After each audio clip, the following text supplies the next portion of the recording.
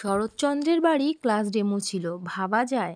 অনেক দিন ধরেই ভাবছিলাম যে শরৎচন্দ্রের বাড়ি যাব ঘুরতে, কিন্তু ক্লাস ডেমো যে এই শরৎচন্দ্রের বাড়িতে পড়বে সেটা ভাবিনি। আর শরৎচন্দ্রের বাড়িতে এসে ওনার রুমগুলো দেখছিলাম, যে রুমে উনি রেস্ট নিতেন, যে রুমে উনি বসে কাজ করতেন। প্রত্যেকটা রুম আমরা ঘুরে দেখছিলাম কোন রুমে ডেমো করা যায়। তো ঘুরতে ঘুরতে এই রাধাকৃষ্ণের বহু বছর পুরনো মূর্তি দেখতে পাই। আমরা নিচের রুম থেকে ওপরতলার রুমে চলে এলাম। রুমগুলো আমার স্টুডেন্টরা খুব ভালো করে দেখছিল যে কোন রুমটা ফাঁকা আছে ওদের জন্য। না, অনেক খুঁজেও অবশেষে একটা রুম পেলাম না। রুমটা ছিল শরৎচন্দ্রের বাড়ির পাশে, যেটা ছিল মেকআপ স্টুডিও। শরৎচন্দ্রের বাড়ি একদম পাশেই ছিল বলে একটু ঘুরে নিয়েছিলাম। আর এই যে আমার স্টুডেন্ট, ওরা খুব মন দিয়ে ক্লাসটা দেখছে। আর অনেক টেনশনও আছে, কারণ সামনেই ওদের এক্সাম।